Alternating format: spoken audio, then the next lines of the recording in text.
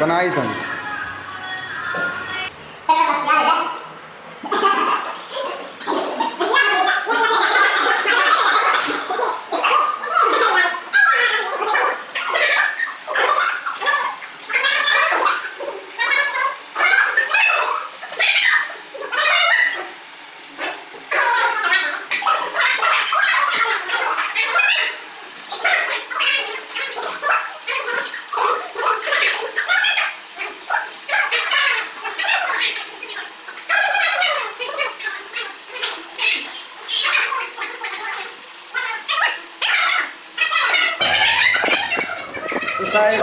हम लोग मस्जिद दुल्हे हैं और हम लोग की शादी होने वाली है जल्दी, इसलिए हम मस्जिद दुल्हे हैं जल्दी से।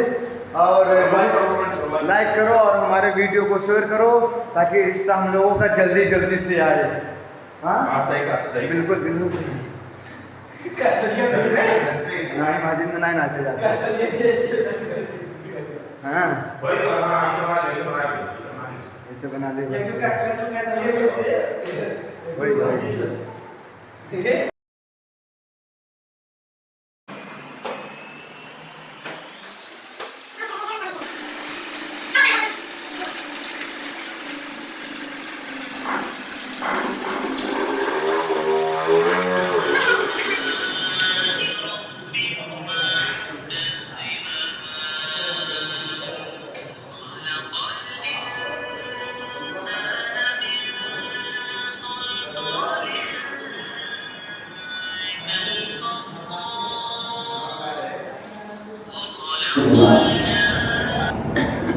मेरे दीनी मिली भाइयों, बुजुर्गों, नौजवान साथियों, पर्दा नशीन माँ और बहनों, तमाम किस्म की तारीफ और तौसीफ, बड़ाई बुजुर्गी और किबरियाई उस वाहिदहु ला शरीक खालिक कायनात मालिक अर्ज़ व समा के लिए है जिसने हम सभी तमाम इंसानों को पैदा किया, जिसने ज़मीन व आसमान को पैदा किया। कुरान मजीद के अंदर अल्लाह रब्बुल आलमीन का इरशाद है, इन्ना रब्बकुमुल्लाहु लज़ी खलक़स समावाति वल अर्ज़ फी सित्तति अय्यामिन सुम्मा इस्तवा अलल अर्श, कि अल्लाह रब्बुल आलमीन तो वो है जिसने ज़मीन व आसमान को 6 दिनों के अंदर मुकम्मल तौर पर अल्लाह रब्बुल आलमीन ने पैदा कर दिया। और अल्लाह रब्बुल आलमीन उसी ज़मीन व आसमान के अंदर, उसी ज़मीन व आसमान के दरमियान बहुत सारी जानदार चीज़ों की भी बनाया और पैदा किया। बहुत सारी मखलूक़ातों को भी अल्लाह रब्बुल आलमीन ने मखलूक़ बनाया।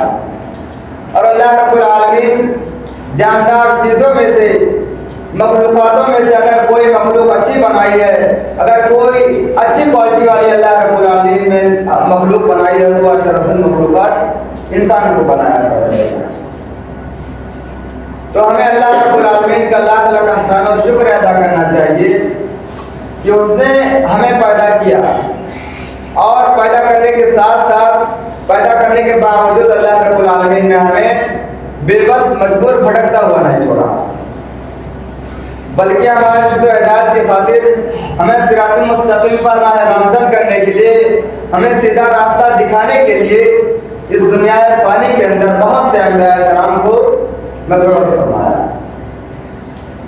लाखों करोड़ों दरूद और सलाम हो उन अंबिया किराम पर, खुसूसन बिलखुसूस आखिरी नबी, आखिरी कड़ी जनाब आरिफ मोहम्मद रसूलुल्लाह सल्लल्लाहु अलैहि वसल्लम, जिन्हें अल्लाह रब्बुल आलमीन ने हक के साथ मबऊस किया, जिन्हें अल्लाह रब्बुल आलमीन ने रहमतुल लिल आलमीन का लक़ब दे दिया।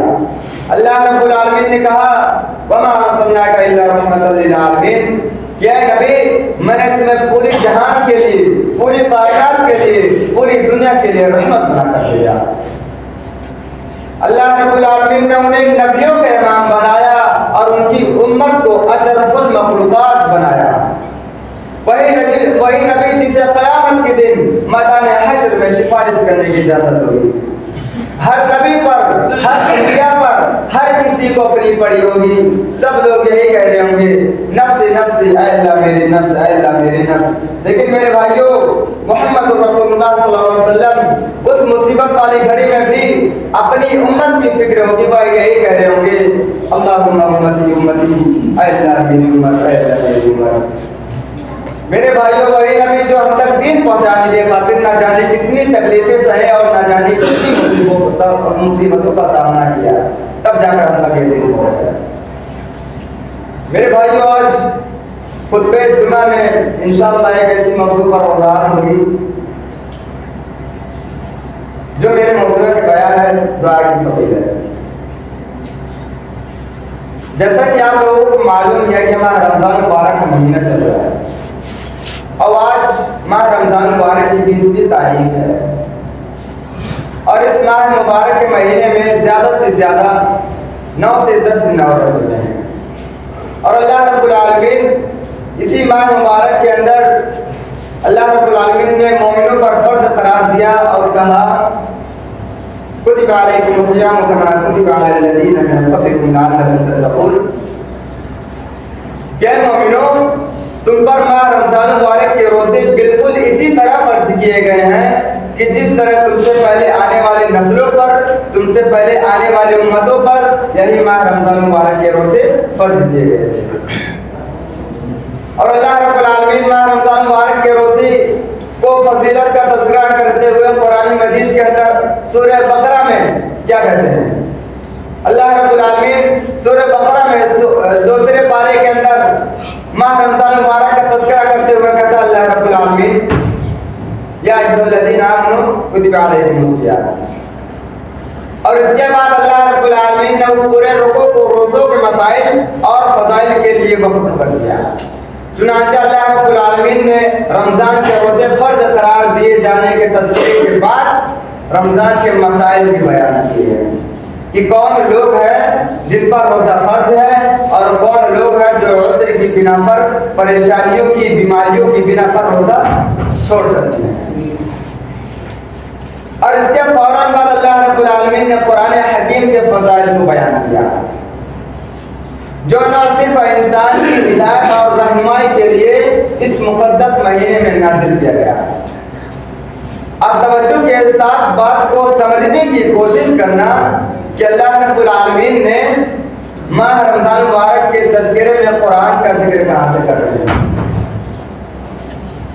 ماہ رمضان مبارک کا تذکرہ کرتے ہوئے اللہ رب العالمین قرآن مجید کی نزول کی خبر سنا رہے ہیں، مگر یہ ہمارے دل و دماغ میں نہیں آتی، ہمارے ذہن میں یہ بات نہیں آتی کہ اللہ رب العالمین نے ماہ رمضان مبارک کا تذکرہ کرتے ہوئے قرآن کا ذکر کیوں کر دیا. کیونکہ رمضان کو جو تقدس حاصل ہوا ہے وہ اسی قرآن کی وجہ سے. لیکن انسان چلتے چلتے، پڑھتے پڑھتے، قرآن مجید کی تلاوت کرتے کرتے رک جاتا ہے، ٹھہر جاتا ہے. جبکہ رمضان کے تذکرے کے دوران زمین و آسمان کا مالک ایک ایسی تذکرے کا آغاز کرتا ہے جن کا بظاہر رمضان سے کوئی تعلق نہیں رکھتا. وہ بات کیا ہے؟ فرمایا ہے شہر رمضان الذی انزل فیہ القرآن، اور اس کے بعد کہا احل لکم لیلۃ الصیام الرفث. میرے بھائیوں، میرے باتوں کو غور سے سمجھنے کی کوشش کرنا کہ اللہ رب العالمین سورہ بقرہ میں دوسرے پارے کے اندر 7ویں صفحے کی پہلی لائن میں فرما رہے ہیں شہر رمضان الذی انزل فیہ القرآن، اور اس کے بعد اللہ رب العالمین اسی صفحے میں 8ویں لائن میں کہہ رہے ہیں احل لکم لیلۃ الصیام الرفث، کہ پہلے بھی رمضان کا تذکرہ، بعد میں بھی رمضان کا تذکرہ، پہلے بھی روزوں کے مسائل، بعد میں بھی روزوں کے مسائل، درمیان میں کہا، بیچ میں کہا وَإِذَا سَأَلَكَ عِبَادِي أَنِّي فَإِنِّي قَرِيبٌ أُجِيبُ دَعْوَةَ الدَّاعِ إِذَا دَعَانِ فَلْيَسْتَجِيبُوا لِي وَلْيُؤْمِنُوا بِي لَعَلَّهُمْ يَرْشُدُونَ. کیا میرے حبیب پاک صلی اللہ علیہ وسلم جب میرے بندے میرے بارے میں سوال کرتے ہیں کہ اللہ کہاں ہے تو ان سے کہو انی قریب، میں ان کی شہرت سے بھی زیادہ قریب ہوں.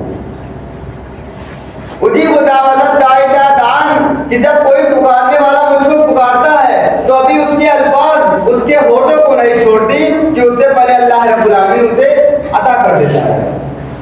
اجیب دعوت الداعی اذا دعانی فلیستجیبوا لی، کیا میرے نبی کریم صلی اللہ علیہ وسلم تم ان لوگوں کو کہہ دو کہ وہ مجھ کو پکار کر دیکھیں تو صحیح، وَلْيُؤْمِنُوا بِي، مجھ پر ایمان تو لاؤ، دیکھو تو صحیح میں کتنی جلدی تمہاری پکار کو پورا کرتا ہوں۔ کہا آؤ مجھ سے مانگو، ابھی تمہارے الفاظ تمہارے ہونٹوں کو جدا نہیں ہوگی کہ ادھر اللہ رب العالمین پورا فرما دے گا۔ اب جو بات سمجھنی ہے اور جسے میں آپ کو خطبہ جمعہ میں سمجھانا چاہتا ہوں وہ بات یہ ہے کہ اللہ رب العالمین نے رمضان کے تذکرے میں دعا کے ذکر کہاں سے کر دی کہ پہلے بھی رمضان کا تذکرہ، بعد میں بھی رمضان کا تذکرہ، پہلے بھی روزوں کے مسائل، بعد میں بھی روزوں کے مسائل، درمیان میں اللہ رب العالمین نے ایک چھوٹی سی آیت دعا کی دی تھی۔ کیا سبب ہے؟ مطلب کیا ہے؟ تعلق کیا ہے؟ کیا کنیکشن ہے کہ اللہ رب العالمین نے کہا کہ پہلے بھی روزوں کے مسائل، بعد میں بھی روزوں کے مسائل، ایک چھوٹی سی آیت دعا کی لکھ دی اللہ رب العالمین اسی درمیان۔ کہا آؤ میرے بندو مجھ سے مانگو، ابھی تمہارے الفاظ تمہارے ہونٹوں کو نہیں چھوڑے گی کہ اس سے پہلے میں اسے عطا کر دوں گا۔ کیا سبب ہے؟ سبب یہ ہے کہ رحمت کائنات علیہ السلام نے ارشاد فرمایا کہ بندہ مصیبتوں میں گھرا ہو، پریشانیوں میں الجھا ہو، بیماریوں میں پھنسا ہو، اپنے مقدمات میں پھنسا ہو، اپنے مسائل میں گرفتار، اپنے رب سے مانگتا ہے، ادھر مانگتا ہے، سر ادھر ٹکراتا ہے، سر ادھر جاتا ہے، نہ بیمار کو شفا ملے، نہ بے روزگار کو روزگار ملے، نہ بے اولاد کو اولاد ملے، نہ فقیر کو تونگری ملے، نہ محتاج کو مال ملے، نہ بیمار کی بیماری دور ہو، نہ مصیبت زدہ کی مصیبتیں رفع ہو، بندہ جائے تو کہاں جائے؟ دنیا کی ساری تکلیفوں سے تنگ کھا کر اللہ رب العالمین کی بارگاہ میں آ جاتا ہے اور اللہ رب العالمین سے طلب کرتا ہے، اللہ رب العالمین سے دعا کرتا ہے، اللہ رب العالمین سے مانگتا ہے، مگر کوئی بھی دعا قبول نہیں کی جاتی، کوئی بھی مانگ پوری نہیں کی جاتی ہے، کسی بھی الفاظ میں اثر نہیں آتا ان کے۔ سبب کیا ہے؟ سبب یہ ہے کہ دل کے اندر کھوٹ ہے، زبان میلی ہے، گناہوں میں لتڑا ہوا ہے، اس زبان میں تاثیر نہیں جو اس بات کو عرش الہی تک پہنچا سکے۔ لیکن میرے بھائیوں رمضان کے اس مقدس مہینے میں جب بندہ روزہ رکھتا ہے، اپنے نفس کو کچلتا ہے، حرام سے نہیں حلال چیزوں سے بھی اپنے آپ کو بچاتا ہے۔ میرے بھائیوں روزے کا معنی حرام کے قریب نہ جانا نہیں ہوتا، روزے کے معنی حلال کے قریب نہ جانا۔ حرام تو بہت دور کی بات ہے میرے بھائیوں، اللہ رب العالمین کے نزدیک دیکھا جائے تو حرام تو واقعی دیکھا جائے ہر مہینے میں تو حرام تو حرام ہی رہتا ہے، حرام کو چھوڑ دو، حلال کے قریب بھی نہ جانا میرے بھائی۔ لیکن آج انسان کے نزدیک دیکھا جائے تو حرام تو بہت، حلال تو بہت دور کی بات ہے، حرام بھی ہمارے زبان سے نہیں چھوڑتا ہے، کیونکہ بندہ کھانا حلال کھاتا ہے، پانی حلال پیتا ہے، مگر جب تک وہ حرام چیزوں کو اپنے زبان پر لائے گا اس کا کھانا ہجم نہیں ہوتا، ان کا پیٹ میں جو کھانا ہوتا ہے وہ ہجم نہیں ہوتا میرے بھائیوں۔ روزے کا معنی یہ نہیں ہوتا، روزے کا معنی بالکل حرام تو بہت دور کی بات ہے، حلال کے قریب بھی نہ جانا، کیونکہ یہ کھانا حلال، پانی حلال، لیکن آج اللہ کی حکمت پر بندہ آج حلال چیزوں کو بھی اپنے اوپر حرام کر دیتا ہے، حلال چیزوں کو بھی اپنے اوپر ترک کر دیتا ہے، حلال کمائی کر وہ روٹی نہیں کھاتا، پانی پا کر مگر وہ نہیں پیتا، اس قدر اللہ رب العالمین کے حکم کی تابع داری کرتا ہے، اس کے صدقے میں اللہ رب العالمین ان کے دل میں لگے ہوئے میل کو صاف کر دیتے ہیں، ان کی پلیتیوں کو اللہ رب العالمین دھو دیتے ہیں اور ان کی زبان میں تاثیر اللہ رب العالمین پیدا کر دیتے ہیں کہ یہ بندہ روزہ رکھ کر اس مقام پر پہنچ جاتا ہے کہ ادھر مجھ سے کوئی بھی بات نہیں کری، ادھر اللہ رب العالمین پورا کر دیتا ہے۔ یہ دعا کی فضیلت ہے، یہ ہمارا رمضان مبارک کی فضیلت ہے۔ اس لیے میرے بھائیو اللہ رب العالمین نے رمضان کے تذکرے میں ایک چھوٹی سی آیت دعا کے لیے دیا اللہ رب العالمین نے کہ اے مومنو، اس بات کی شکوہ کرنے والوں، اس بات کی شکایتیں کرنے والوں کہ اللہ ہماری نہیں سنتا، آؤ اس مقدس مہینے میں ماہ رمضان مبارک کے روزے رکھ کر اپنے ناپاک جسموں کو پاک کر لو، اپنے تاخیر زبانوں میں اپنے دل میں لگے ہوئے میل کو دھو لو، اپنے تاخیر زبانوں میں تاثیر پیدا کر لو، آؤ ہاتھ اٹھاؤ اللہ رب العالمین سے مانگو، ابھی تمہارے الفاظ تمہارے ہونٹوں سے جدا نہیں ہوگی کہ ادھر اللہ رب العالمین तुम्हारी मांग को पूरा कर देगा। पैदा साल का इबादी अर्श वाला तुझ पर कुर्बान, मैंने दुनिया का कोई ऐसा सरकार नहीं देगा, मैंने दुनिया का ऐसा कोई कामगत नहीं देखा, मैंने दुनिया में ऐसा कोई शहंशाह नहीं देखा जो मंगतों को कहे कि आओ मुझसे मांगो मैं तुम्हें देता हूँ। आप लोगों में किसी ने किसी को देखा कि कोई बंदा किसी इंसान को कहे, किसी फकीर को कहे कि आप भाई मुझसे मांग मैं तुम्हें देता हूँ, अर्श वाला तुझ पर कुर्बान। उसने यही नहीं कहा, अल्लाह रब्बुल आलमीन ने कहा यकीन नहीं होता आजमा कर देखो। लोगों की बातों पर हाफिज मौलवी साहब मिंबरे रसूल पर खड़े होकर तारीफें करते रहते अल्लाह रब्बुल आलमीन के, उनकी बातों पर यकीन नहीं आता तुम्हें, आजमा कर देखो। आओ मांगो अल्लाह रब्बुल आलमीन से, अभी तुम्हारे अल्फाज तुम्हारे होठों को नहीं छोड़ेगी कि उधर अल्लाह रब्बुल आलमीन पूरा फरमा देगा। कुरान का लफ्ज़ी तर्जुमा है फल्यस्तजीबू ली, लेकिन शर्त है। शर्त क्या है? शर्त ये है कि दुआ के साथ ईमान को मिला दे, अल्लाह रब्बुल आलमीन पर पूरा तवक्कुल, पूरा एतमाद होना चाहिए, अल्लाह रब्बुल आलमीन पर यह भरोसा होना चाहिए कि अल्लाह के सिवा कोई अता करने वाला नहीं है, अल्लाह के सिवा कोई शिफा देने वाला नहीं है। इस कदर अल्लाह रब्बुल आलमीन से मांगा जाए कि अल्लाह आज जा रहा हूँ तेरी बारगाह में, आज तुझसे लिए बगैर जाऊंगा नहीं। तो आका अलैहिस्सलाम इरशाद फरमाते हैं कि जब बंदा इस कदर अल्लाह रब्बुल आलमीन से मांगता है तो अल्लाह रब्बुल आलमीन अपने फरिश्तों को बुलाते हैं और कहते हैं आए मेरे फरिश्तों इधर आओ। फरिश्ते आते हैं, कहते हैं अल्लाह हम हाजिर हैं। अल्लाह रब्बुल आलमीन कहते हैं देखो मेरा बंदा दुनिया में किसी के सामने हाथ ना फैलाए हुए आज मेरी ही बारगाह में मेरे ही सामने अपनी झोली फैलाए हुए मुझसे मांग रहा है। अब मेरे फरिश्तों तुम गवाह रहना, अभी इसके हाथ नीचे नहीं गिरेंगे कि उससे पहले मैं उसे अता कर दूंगा। और मोहम्मद करीम सल्लल्लाहु अलैहि वसल्लम ने ये भी फरमाया कि अल्लाह रब्बुल आलमीन कहते हैं, अर्श वाले का मालिक कहता है कि मुझे अपने मंगतों को खाली हाथ लौटाते हुए शर्म महसूस होती है।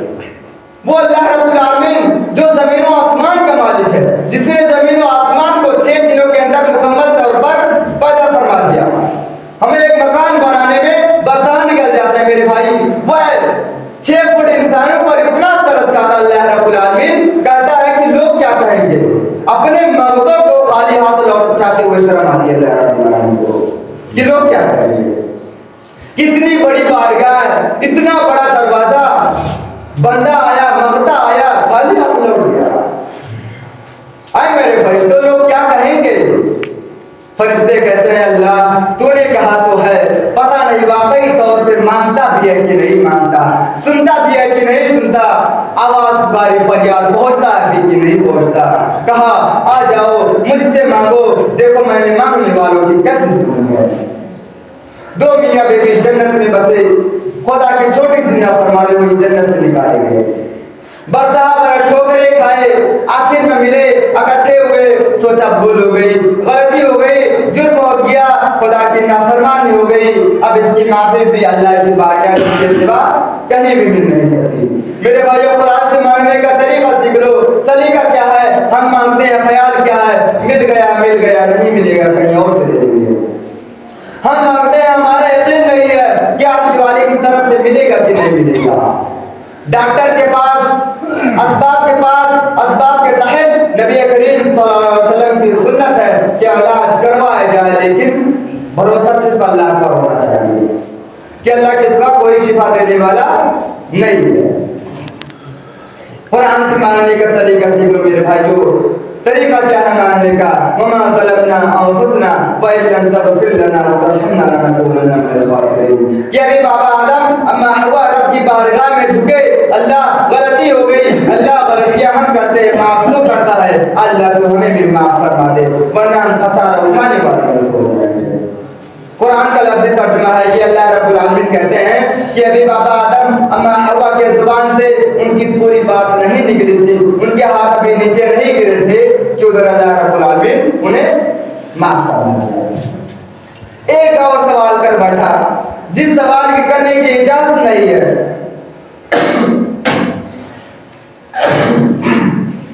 کہ بیٹا باپ کے سامنے آنکھوں کے سامنے ڈوب رہا ہے. اللہ اکبر. ان ابنی من اہلی.